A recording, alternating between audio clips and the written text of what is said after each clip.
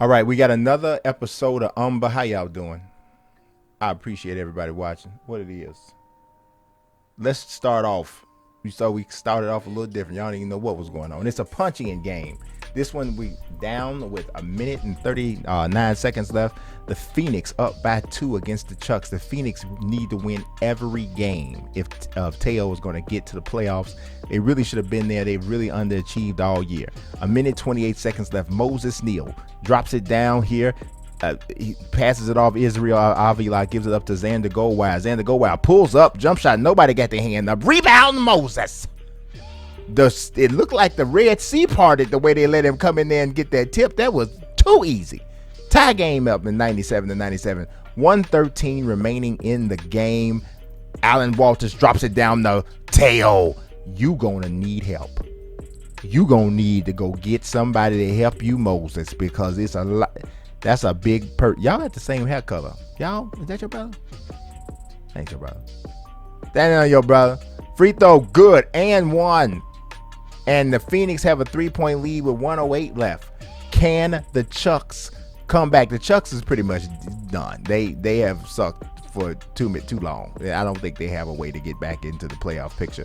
They just trying to play spoiler. Drops it off to Ricky Evans. Fade away. Left hand hook is good. Okay, we doing post fundamental clinic type of thing. Alan Walters bring it up. It's a 1-point game and the ball possession for them. Walters doing a little extra dribbling for no reason. They just need to drop it down here to Teo. He drops it down again. Oh man, this is just, he's a baby. What? There's nothing. He treated him like a Similac child. 3-pointer by Israel Avila. Good. He said, forget about all that tit for tat stuff. We going for it all. We need this bucket.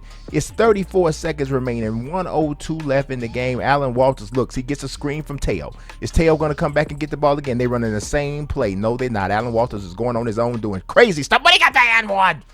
Lays it up with his left hand. The free throw's up and good. He went off on his own, and that helped.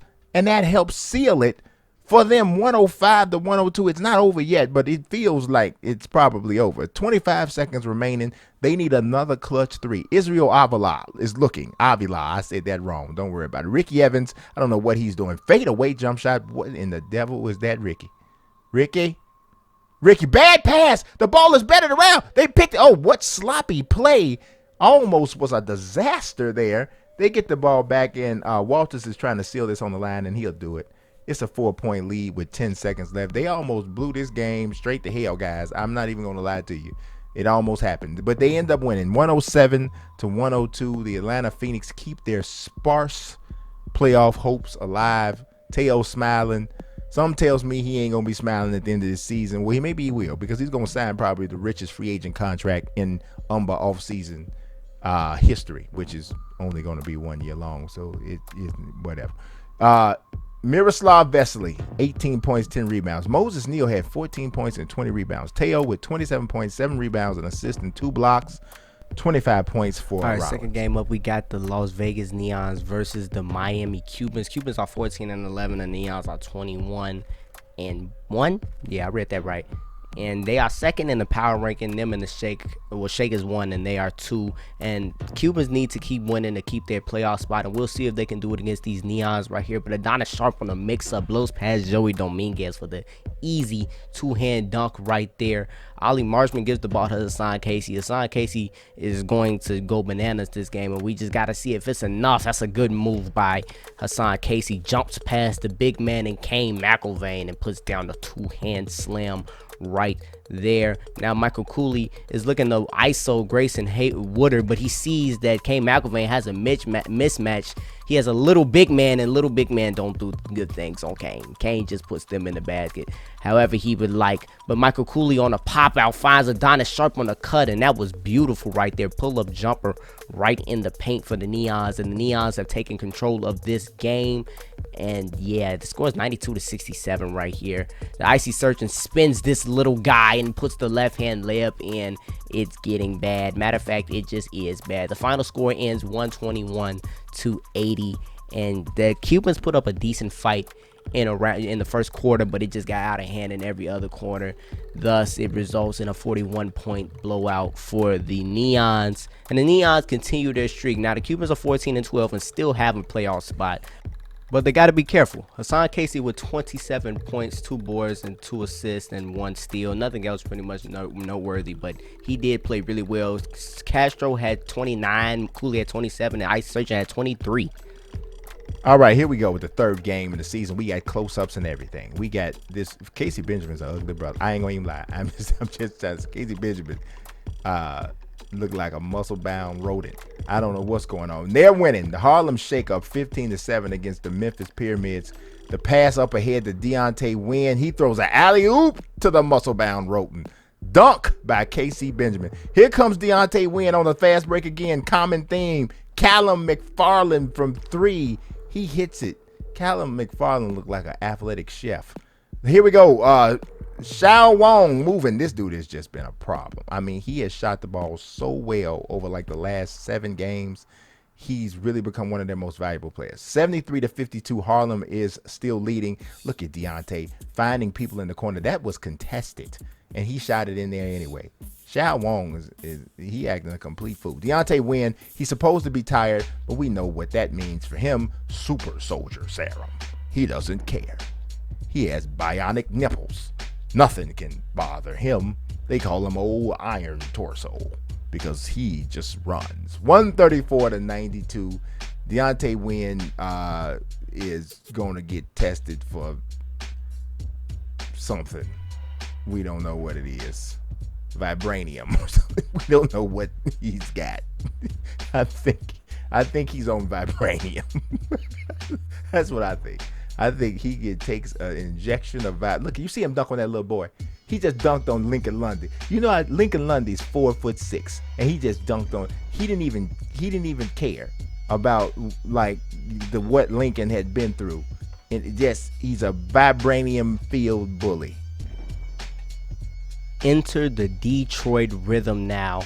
Dallas Marvels versus the Rhythm. 16-6 is the Rhythm's record, and the Marvels have a losing record. I didn't remember what it just said right there, but it's only losing by 2 or 3 games. And yeah, we gotta see, can the Marvels pull off an upset in this game right here? 2-2 is the score right now. Mayo Chin attacking D'Angelo Blue, and Todd O'Neal is too small for Isaiah Berry, and he just puts that in over him with a lot of ease. But D'Angelo Blue is nice, and Isaiah has to help out, but Todd O'Neal can shoot that ball in the corner, and he gets that to go right there. Now D'Angelo Blue comes and gets the ball full court, and he blows past Farouk Keita and just slashes all the way into the paint for the one-handed gem.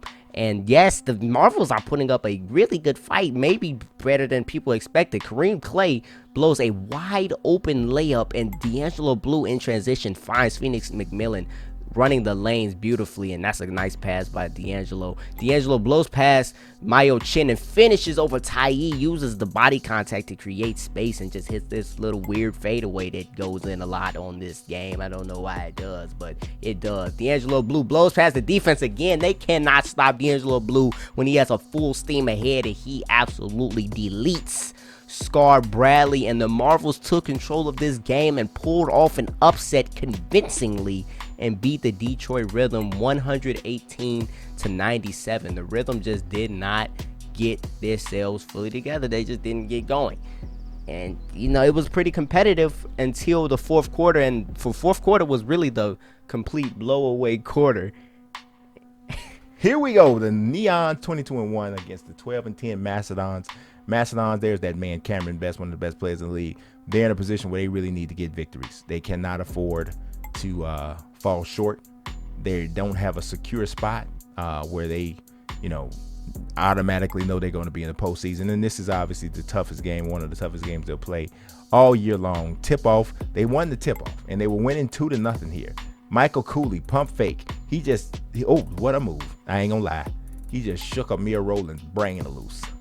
Something is wrong with that boy's medulla oblongata right now, because he shook his little brain out. Shook his brain. Michael Cooley hits the 3. It's 18-11. The Neons up. 39-23. Michael Cooley misses that shot. Rebound the best. Underwood gives it up, but Cooley's everywhere. And then he pulled up with Cool is one of the most ignorant, vile, just disrespectful, savage players in the league. Look at Castro. What's happening right now? They're playing the Macedons like they somebody trying to beat one of the N1 teams or something. Look at this. Honestly, I'm gonna tell you, this was a very disappointing, disrespectful effort from the Macedons. After a while, it looked like they wasn't even trying. That's what it looked like. Look at Castro. Jump shot, puts it in. The score's out of hand, 85-58. They win 136-68. If you score 68 points in a game, you should be embarrassed to ever put on tube socks. You should have to play the rest of the season with no shoelaces. And I'm not talking about them shoes that don't need them. I'm talking about so they can flop off your feet because you came out here and you flopped all over the floor. Disrespectful effort. Uh-oh, everybody. We got the Detroit Rhythm versus the Harlem Shake, a long-awaited game of UMBA. Ali, when do we ever care about what you're talking about? Ma'am, I would like you to get off the screen. See, look, she listen. Deontay Wynn is lining up. Ooh, ain't this a little sight to see? Keon Puckett in the jump ball circle with Isaiah Berry. Keon Puckett with that little tip. But here we go. Game's 2-0 right now. The Rhythm did get the first bucket, but Deontay pulling off from deep. He know he gonna have to shoot a little bit because the defensive player of the year, a large defensive player of the year at that, is down there. But Cleo Rivers attacking Keon Puckett, no hesitation, takes it right to him and gets that to go. But the Rhythm, the Shake are up 12 right now. 37-25 is a score, but Kareem Clay on a step back three right there gets that to go. 28-37 to score right after the Kareem Clay bucket. Mayo Chin finds Clay again, who relocates to the corner, and 31-37 right there. Callum McFarland is working on Mayo Chin, and he's pulling. When y'all remember the last time he did that, he said this is different kind of. He said this is a different kind of time period. We got to pull out all of it. Cleo Rivers on the drive though just totally crosses over Adam Hoover and gets a tough right hand bucket to go off the glass right there. Callum McFarland with the chicken wrap on Mayo Chin, but he has held Deontay Wynn in the corner. Deontay Wynn is shooting the ball today, and that put them up 2, but now they're up 10. Deontay Wynn is working on Scar Bradley by himself. Has Scar on the island, and no way. He just hit that little step back. Green at that. What's going on with Deontay right now? He's shooting his ball. Adam Hoover on the cut, and he cannot get that shot off, but y'all, the Shake are finding out things about themselves in the middle of this game. Keon Puckett hit the dagger 3, nothing but net, to put this game away. Keon Puckett is shooting threes to put games away. They had to pull out some stops in this game. The Rhythm played really good defense and put up a consistent fight throughout the whole game, which is why the Shake only won by 10 points. Deontay Wynn did have 30 though, and 13 and 5 steals and a block, but he did have 5 turnovers, and he only shot 50% from the field, and he usually shoots a higher percentage than that. And Xiao Wong shot the ball really well, and Shake did pretty good. It was pretty regular, but they did get D'd up, and everything was harder. Cleo Rivers had 32, 12 of 28 shooting. Isaiah Berry had 20 and 12. He gonna do what he need to do. That's just how they roll. All right, here we go with another punch, and this is close. The LA Capitals are up on the Charlotte Dukes by 3, 1:52 left. Alec Beatty moving at his own pace, which is a quite slow one. Gives it off to Frank Lambert. Lambert is looking, holding. He gets a screen from Prince Reese. That's all he needed. Jump shot, no good. Kahari Moreno with the rebound. Gives it to Ulysses Lincoln. Measuring. Gives it up to Ellis Vargas. He is looking. It looks like he was trying to set up Keenan Tyson in the post. That is what he does. Tyson fading with the left hand baby powder shot. It's soft like baby powder. Johnson & Johnson, but not the vaccine. I'm talking about the powder. Let's keep it here.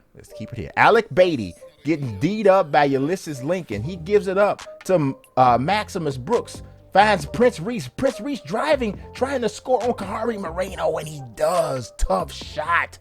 Somebody's got to get that tattoo off Prince Reese's arm. Looks like he fell off his motorcycle or something. It's bad. Ellis Vargas with a hard, unnecessary bounce pass. But look at Keenan Tyson. Keenan Tyson is a grown man. He's a grown man. I'm talking about flip-flops, barbecuing at the cookout. He's a grown man. 104 to 103. 51 seconds remaining. Alec Beatty's looking. Needs a screen from Prince Reese. Drives pull up with a jump shot. Good. All up in there, baby. 106 to 103. This one is really tight. Ellis Vargas is driving against Frank Lambert. Lambert's holding him. Looking. What is Vargas going to do? He gives it down to the grown man. Keenan Tyson is a grown man, but Prince Reese ain't having it. He don't need to have it. You gonna take it. You gonna take the PO, and you had to receive it. Left hand hook off the glass for Keenan Tyson is 106 to 105. The Capitals need a bucket. They might be able to lock this one up with a 3. They can make it tough if they just get a 2. The screen from Prince Reese drops it off. The jump shot no good there by Dexter. Is his name Dexter? His name ain't none of no Dexter. Y'all know who he is. He missed it, though. 13 seconds remaining. Charlotte is looking. Prince looks like he's going back down here to Keenan Tyson. He gives it to Keenan Tyson. He blows the layup. The ball is batted around. They get another chance. 3-pointer from Kahari Marino. Hecky no. He shot that from the tide table. Y'all knew that wasn't clean. That was a tough way to lose. Keenan Tyson had been getting his money in the last minute, but he had just a bunny. Pretty much a bunny. It already got where he wanted to get. Missed the shot. Loose ball. Kahari Marino misses the desperation 3, and the Dukes lose a tough one.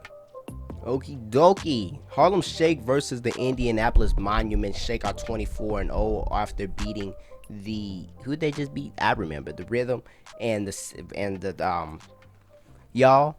You remember when I told you I had them things where I got them that they coming back. They coming back. That's the Indianapolis Monuments. And Deontay Wynn is working on everybody. I also say he working on Donnell Mercy, but he's already too late. He blew him out and then just destroyed the 2 Monument big men, and it was bad. And let me tell y'all, this is going to get really bad. He is playing with Donnell Mercy. He's playing games with Donnell. Why? Stop.